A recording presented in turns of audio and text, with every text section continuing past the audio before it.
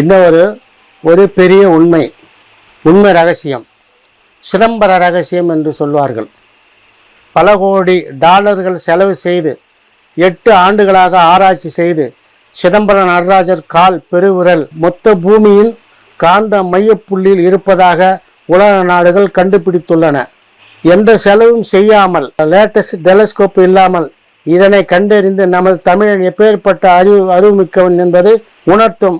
இப்போ எல்லாமே இதுக்கு முன்னாடி சொல்லுகிறேன். அணுவில் அருவாய் அண்ட சராசரம் இயப்பித்திருக்கும் பொருள் நடராஜன் எப்பயும் நம்மக்கிட்ட ஆடிக்கொண்டு காற்றின் மூலியமாய், காற்று வா சி, வா என்றால் காற்று, சி என்றால் நெருப்பு, ரெண்டும் கலந்த மாதிரி நம்மளை ஆடிக்கொண்டு எந்த நம்மனை ஆட்டுவிப்பன் சிதம்பர நடராஜர் அசைந்து கொண்டே இருக்கும். இந்த உண்மையை ஆடும் நடராஜர் வாயிலாக உணர்த்தும்படி சிலை அமைத்து பூமியின் மையப்புள்ளி மறைமுகமாக அமர்த்திய அவன் சாதனை எப்பேற்பட்டது. நம்ம முன்னோர்கள் 5000 வருடங்களுக்கு முன்பே கண்டறிந்து திருமந்திரத்தில் குறிப்பிட்ட திருமூலரின் சக்தி எப்படிப்பட்டது புரிகிறதா? தமிழன் யார் என்கிறதா? திருமூலரின் திருமந்திரம் மிகவும் உலகிற்கே வழிகாட்டி அறிவியல் நூலாகும். இதை உணர்ந்து கொள்ள தற்போது அறிவியலும் இன்னமும் 100 ஆண்டுகள் தேவைப்படலாம். வாழ்க தமிழ், வெல்க தமிழனின் நுண்ணறிவு.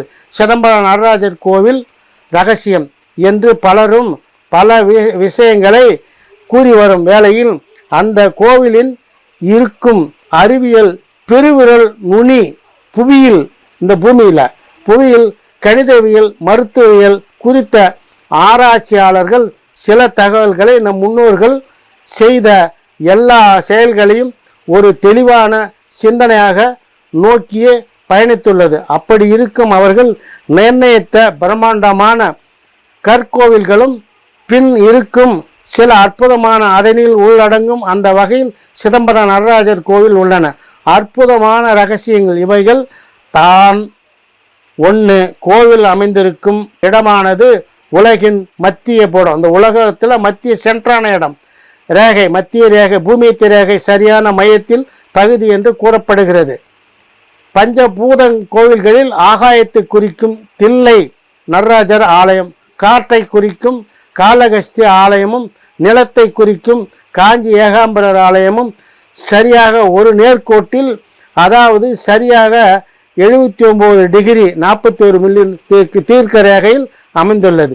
இன்றும் எந்த உதவியுடன் நாம் வானத்தில் மேல் பறந்து பார்ப்பது போன்ற பார்த்தால் மட்டுமே விளங்கும்.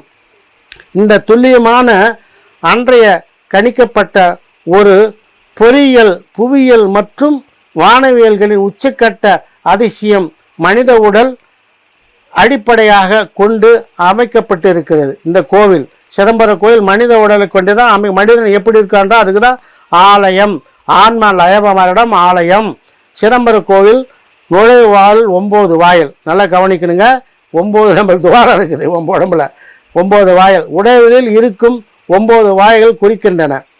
4 விமானங்கள் மேல் இருக்கும் பொற்கூரைகள் 21,000 தங்கத் தகடுகள். அந்த சபையில் நம்மளுக்கு சுவாசம் வர்றது ஒரு நாளைக்கு 21,000 சுவாசங்கள் நாம் மூச்சு விடுற இழுக்கிறோம். அந்த 21,000 சுவாசம் தங்கத் தகடுகள் வச்சுக்கிறாங்க. மனிதனை உடம்பில் வச்சு தான் கணக்கு பண்ணி தான் வச்சு தங்கத்தகடுகள் கொண்டு வேயப்பட்டது. இது மனிதனின் ஒரு நாளைக்கு சராசரி 21,600 சுவாசங்கள் குறிக்கின்றன என்பதை குறிக்கிறது. இந்த 21,000 தகடுகளும் 72,000 தங்க ஆணிகள் அப்படின்னு, அந்த ஆணி அடிக்கிறதுக்கு தகடுகளும் 72,000 தங்க ஆணிகள் பயன்படுத்தப்பட்டுள்ளது. 72,000 தங்க ஆணிகள் எண்ணிக்கை மனிதன் உடலில் இருக்கும் ஒட்டுமொத்த நாடி நரம்புகளை குறிக்கிறது. இதில் கண்ணுக்கு தெரியாத உடலில் பல பாகங்களும் சக்திகளும் உண்டு, சேர்ப்பவும் உண்டு, அடங்கும். திருமந்திரத்து திருமூலர் மானுடக்கை வடிவு சிவலிங்கம், மானுடக்கை வடிவு சிதம்பரம், மானுடக்கை வடிவு சதாசிவம், மானுடக்கை திருக்கூத்தே என்று கூறுகிறார். அதாவது மனித வடிவில் சிவலிங்கம், அதுவே சிதம்பரம், அதுவே சதாசிவம், அதுவே அவரின் நடனம் என்ற பொருளை குறிக்கிறது. 7 பொன்னம்பலம் சாற்றும் இடம் அது புறமாக அமைக்கப்பட்டது. இது நம் உடலில் இதயத்தை குறிப்பதாகும். இந்த இடத்தை அடைய 5 படிகள் ஏற வேண்டும். இந்த 5 படிகள் பஞ்சாட்சரப்படி அமைக்கப்படுது என்று, அதாவது சி வ ய ந ம என்ற 5 எழுத்துகளும் ஆகும். கனகசபை பிற கோயில்களில் இருப்பதை போன்று நேரான வழியாக இல்லாமல் பக்கவாட்டில் வரும்படி இந்த கனகசபை தங்க தூண்கள் உள்ளது. இது 4 வேதங்களை குறிக்கிறது. பொன்னம்பலம் 28 தூண்கள் உள்ளன. 28 ஆகமங்களையும் சிவன் வழிபாடு வழிகளையும் குறிக்கின்றன. இந்த 28 தூண்களும் 64 மேற் பலகைகள் கொண்டுள்ளது. இது 64 கலைகளை குறிக்கிறது. இதன் குறுக்கில் செல்லும் பல பலகைகள் மனித உடலில் ஓடும் பல இரத்த நாளங்களாக குறிப்பிடப்படுகிறது. 9 பொற்கூரைகள் மேல் 9 கலசங்கள் 9 வகையான சக்திகள் குறிக்கிறது. அர்த்த மண்டபத்தில் உள்ள 6 தூண்கள் சாஸ்திரங்களை, அர்த்த மண்டபத்தின் பக்கத்தில் உள்ள மண்டபத்தில் உள்ள 18 தூண்களும் 18 புராணங்களையும் குறிக்கிறது. 10 சிதம்பர நடராஜர் ஆடிக்கொண்டு ஆனந்த தாண்டம் என்ற கோலம் என்றும் பல வெளிநாட்டு அறிஞர்கள் அழைக்கப்படுகிறார்கள். விஞ்ஞானம் என்று சொல்வதை இந்த மதம் அன்றே நிரூபித்து காட்டிவிட்டது.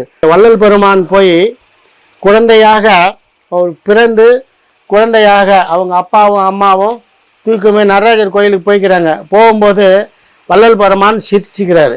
குழந்தையாக இருக்கும்போது சிரிக்கிறார். அப்போ அங்கே தீட்சத்தை சொல்லிக்கிறாங்க, இது சாதாரண குழந்தை இல்லை, இது தேவை குழந்தை அப்படின்னு சொல்லிக்கிறது. அதுக்கு தான் ஏன் நான் சொல்கிறேன்னு கேட்டிங்கன்னா, வள்ளல் பெருமான் பேர் சிதம்பர ராமலிங்கம் தான் பேர். இன்றைக்கி எடுத்திங்கன்னா சிதம்பர ராமலிங்கம் தான். ஏன்னுக்குன்னா சிதம்பரம் என்பது அன்றைக்கே குழந்தையாக இருக்கும்போது ஆண்டவனை தரிசனம் பண்ணவர், நேரடியாக காட்சி கொடுத்துற வள்ளல் பெருமான். அப்பேருக்கு அந்த வள்ளல் பெருமானின் திருவடி பாதங்கள் பணிந்து எல்லோருக்கும் இந்த அறிவுரை, இதனுடைய ரகசியத்தை சொல்லியிருக்கிறேன். இதில் எங்கள் மாஸ்டர் யூடியூப் மூலியமாக சில தெளிவான விளக்கங்களை தருவார் என்று இதனுடன் கூறிக்கொண்டு, ஓம் அருட்பெருஞ்சோதி அருட்பெருஞ்சோதி தனிப்பெருங்கருணை அருட்பெருஞ்சோதி.